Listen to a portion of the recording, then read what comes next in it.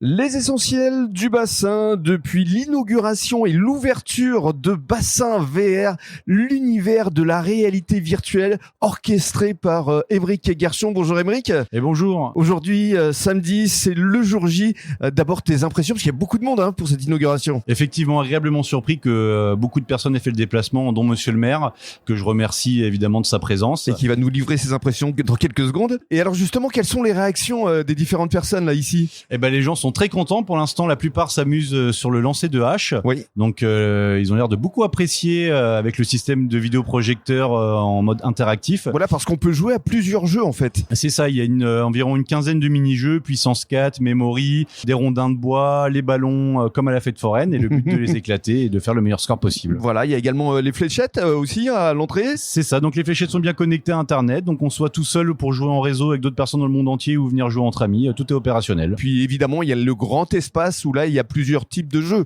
avec notamment les zombies. C'est ça, donc d'ailleurs, on va faire tester quelques personnes après, je pense qu'on va bien rigoler. N'oublie pas aussi l'escape game. Et oui, l'escape game aussi, bon là, je pense qu'il faudrait une petite après-midi pour certains pour pouvoir sortir, mais ça va être drôle aussi. Très bien, merci beaucoup à Émeric. On va donner la parole justement à Monsieur le maire Bruno Lafont. Bruno, bonjour. Et quelles sont justement vos impressions vis-à-vis de cet espace assez exceptionnel ici pour la ville de Biganos ? Bonjour. D'abord, c'est assez original, c'est même très très original.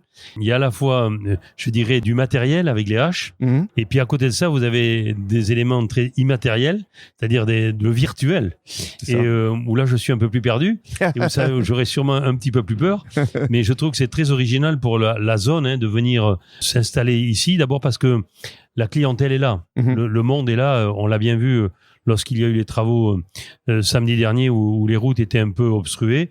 On a vu là que les 18 000 véhicules jour qui viennent pour la zone le samedi sont réellement là. Donc il est dans une zone où il y a un potentiel et je pense que ça sera important pour lui. Deuxièmement, j'ai déjà croisé des personnes qui m'ont dit mais nous on va revenir avec notre collectif, notamment pour ne pas les citer les pompiers.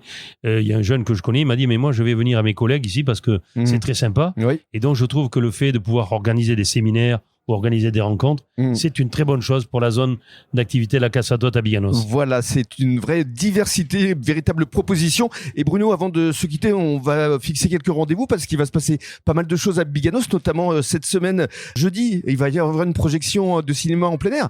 Avec le film d'Artus. Oui, il y a la projection du film en plein air. Ça, c'est au Parc Lecoq. C'est au Parc Lecoq. Ce sera jeudi à 22h. On aura également au Parc Lecoq le marché des producteurs. C'est le 8. Oui. Et puis, il y aura les fêtes de Biganos. Les fêtes de Biganos vont enchaîner un peu plus tard. Le 13 et le 14 juillet, où cette année, c'est un peu plus consistant que les autres années où il n'y avait que le 13. Là, on fait le 13 et le 14. Avec le 14 au soir, le bal des pompiers. Et puis la fête de la ruralité. Et puis, 3 semaines après, c'est-à-dire le 2 et le 3 août, la fête de la ruralité. La superbe fête de la ruralité. Et merci beaucoup. On se retrouvera justement pour en parler, pour annoncer le programme. Merci Bruno. Et donc je rappelle, ce jeudi 10, c'est complètement gratuit. Cinéma en plein air, projection d'un petit truc en plus. L'excellent film d'Artus. Merci à tous.